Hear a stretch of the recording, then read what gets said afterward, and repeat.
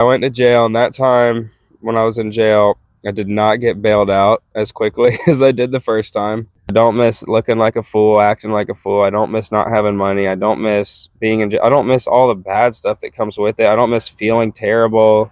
I wanted to start living for a more of a purpose than just getting high. Hi, I'm Adam, and today we're talking to Carter. Carter was kind enough to invite me out to his mini ramp for this episode and show off a property that he calls Fastland. Here at his D.I.Y, he hosts local skate jams and local bands. Join me as he shares his vision for this place and how his newfound sobriety is shaping him one day at a time. All right. I guess really what it was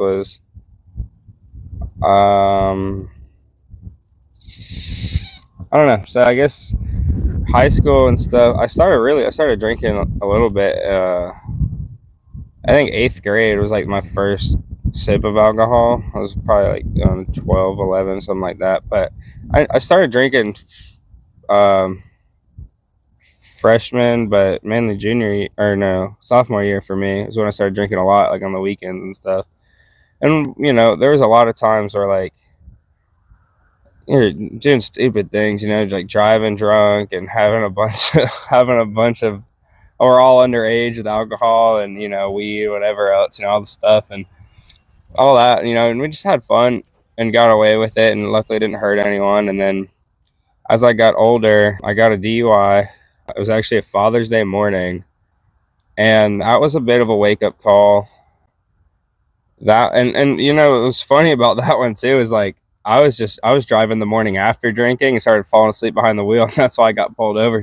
But there had been plenty of countless times where I had been driving like definitely drunk and stupid, but I did it. And so I went on probation for a year, and I had to quit smoking weed for probation, and I went sober for a full month. Like I started doing all these other replacement drugs that were I'd say much more harmful. And that just went on a downward spiral for about 2 years or a year and a half. I knew I had a problem with what I was doing, what I was using, and I didn't have any money, and my relationships with my family and stuff were starting to deteriorate, and things were getting kind of bad. And I mean, I was basically at the point where I was like, if it would have went on much longer, I probably would have started stealing from people to get, the substance that I wanted. So I had an intervention. I had a good buddy of mine, Corwin. He had an intervention. He got my mom, my dad, one of my coworkers, so 2 other people, my sister, her husband, one other guy that I've known a long time and respect and look up to. And he got them all together and gave me an intervention. And, I was like, all right, like I need to get right. And then I think within 2 weeks after that intervention, I got my second DUI. I went to jail, and that time when I was in jail, I did not get bailed out as quickly as I did the first time. So that gave me more time to think. And my cellmate, I was hearing what my cellmate had to say, and I just saw where he was in his life and his story, and he was doing all the same things that I was doing. I don't want to be this guy. And I wanted to start living for a more of a purpose than just getting high. He was like, man, I hope you get sober. I want to get sober too. He was like, but that's just jail talk. As soon as you get out, you'll get a tall boy and a pack of cigarettes. You'll be right back on it. He's like, that's what I did last time. When he said that's what I did last time, and I saw where he was, I was like, all right, like that's as clear as it gets. Don't do that. So I just took it day by day when I got out, and the beginning was pretty easy because everyone was pretty pissed at me. And so I was on, everyone was watching me real heavily. And so it was pretty easy to stay sober at that point because I really didn't have much of an option. But then after a few weeks passed, a month or two passed, like things cooled off. And, the temptation's always there to start drinking again, to start, to light up a joint, whatever. But it's just every day, just choosing not to.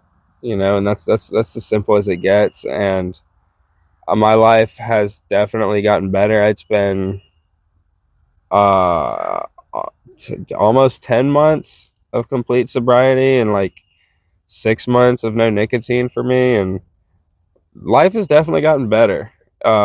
There's I miss a little bit of like that feeling of being all intoxicated and not caring and all this and that, but I don't miss looking like a fool, acting like a fool. I don't miss not having money. I don't miss being in I don't miss all the bad stuff that comes with it. I don't miss feeling terrible, not doing anything the next day because I didn't sleep and I'm all hung, like I didn't miss any of that.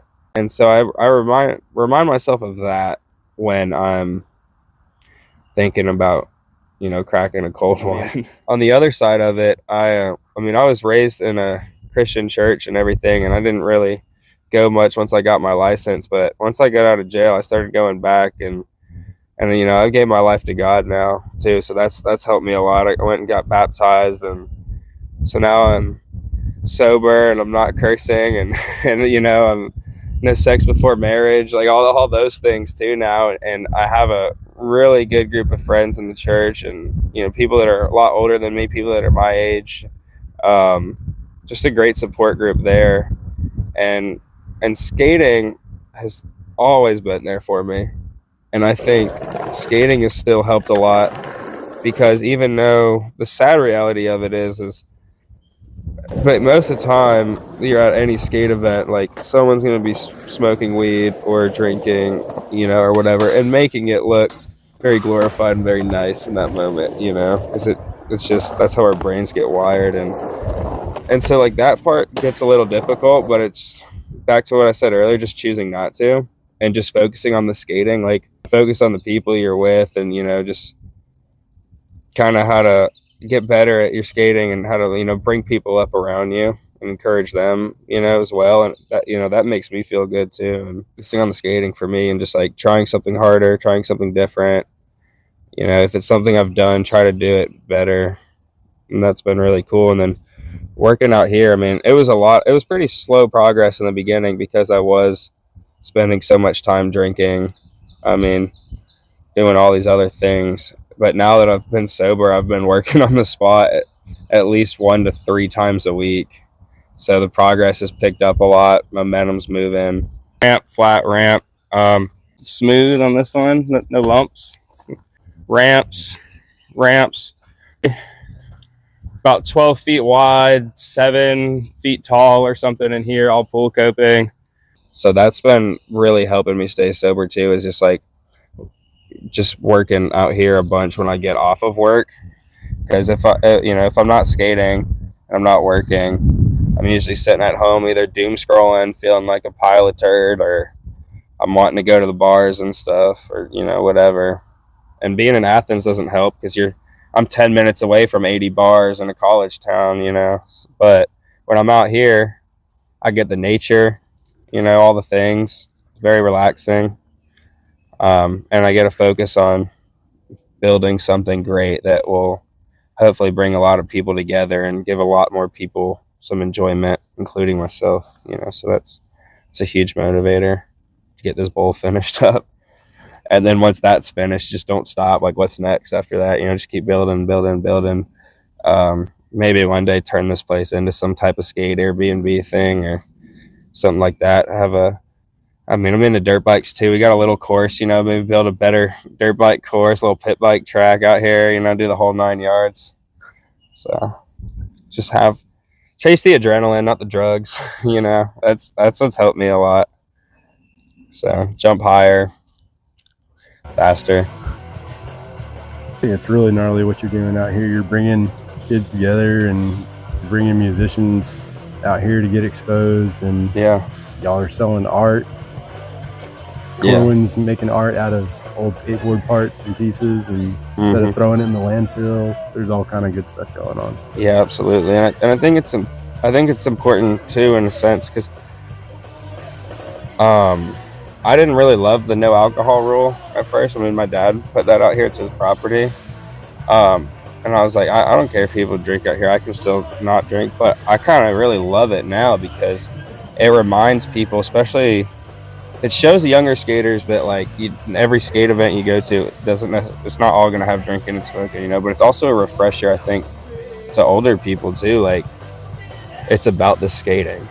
You know, it's not about the booze, it's not about the weed, it's about the skateboarding. Like at the end of the day, like I think I think if you really made every like core skateboarder choose between like, all right, you have to choose beer or skateboarding, I would like to think that everyone would choose skateboarding at the end of the day. You know, Yeah. that's kind of like my new goal out here in a sense. Like a side goal is kind of like to push that agenda without even really talking about it. You know, just like by being out here, you just kind of realize like, oh, like today was a good day and I skated and I didn't drink and no one was drinking. We all had a good time. The bands are sick. You know, it's kind of refreshing, I think. So Yeah, that's every like, time I think I want it, I always wake up the next morning glad that I didn't yeah, make that decision, you know? absolutely, absolutely. I think that's a big thing too.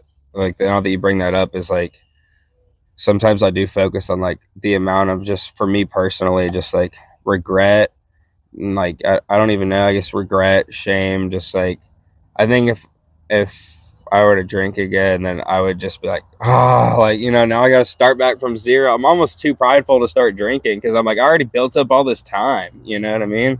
Like I'm Yeah. like, I kind of just want to like keep riding that, you know. But it is still hard. Like we still like I'm so programmed in my brain to like, dude, on a nice day, like a cold one, a cigarette, some skateboarding, like for sure, a joint. But it's not what I do now. And then I guess another thing too, I forgot to mention is like, you know, hypothetically, I'll be able to skate harder and longer than most people that decide that drinking is a big part of, you know, their life and their skateboarding. Is like I'll be able, from session to session, you know, not being drunk and putting down the skateboard, like I'll be able to keep going on each session. But then also just like in the grand scheme of life, like hopefully I'll be in my 50s, 60s, and even 70s still getting it. You know what I mean? Even if it's just a slash in the deep end at SPOA, like I want to be in my 60s doing that. You know, frontside slash in the deep end, like that'd be a huge achievement. Now I don't know if I'll get lucky enough to do that, but like if I'm 60 doing a slash in the deep end, you better bet it's because I didn't drink. You know, like yeah, I think that's a motivator too. You heal quicker, and when you're not focused on drinking, you're kind of more focused on your body and how your overall health is. At least for me, I have been, and so it's been helping me stretch more. And like I don't really work out, but it's kind of motivated me to like every once in a while do some push-ups or so, you know, because I feel good. I got some gas in the tank. I'm like, well, I mean, might as well do a little bit of the next step, you know, do a little stretching, eat a little better, not eating as much gas station pizza now that I'm not hungover all the time. So that's got to be beneficial, I guess. Definitely hydrating more. I think that's how it starts. Like you quit a huge habit that took a part of your life and it filled many holes in different areas, Yeah. and you just have to start finding better habits, like you said. And even if it's just coming out here and having the next project lined up, that's what's been super beneficial for me. Is just one day it's painting the ramp, the next day it's putting mulch around it. Yeah. I still got to go out and bore some screws that are sticking out just a little bit. There's always something to tweak, Mm-hmm. and I look forward to that time more than a 12 pack a day or whatever Yeah. it was. You know? Dude, that's awesome. Yeah. I mean, that's what keeps me going out here. Like, what else can I add? What else can I perfect? What can I make better? Yeah. And then on top of that, like you said, like screws and stuff, there's always just regular maintenance too to do. Which that's what not drinking is. Yeah. You know, Yeah. especially if you like did it for years, it's just regular maintenance, one day at a time. Yeah. You're building something bigger than you can see. Mm-hmm. Yeah. 100%. 100%. Yeah. I'm definitely a lot more excited for what my future holds now than I was when I was using, when I was drinking and everything else, because then I didn't really see where my life was going.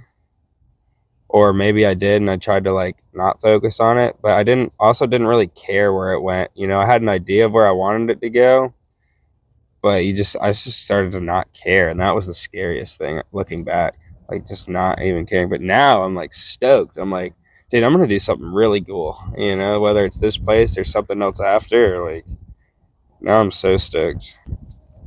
Well, should we skate a little bit and get some? Let's get some skating in, dude. It's nice and slick for us. Lots of pollen. Yeah.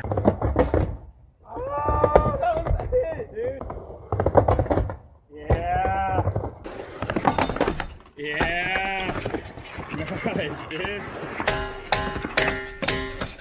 Yeah, keep it going. Yeah. Very nice. Thank you. You taught me a new one. Nice, dude.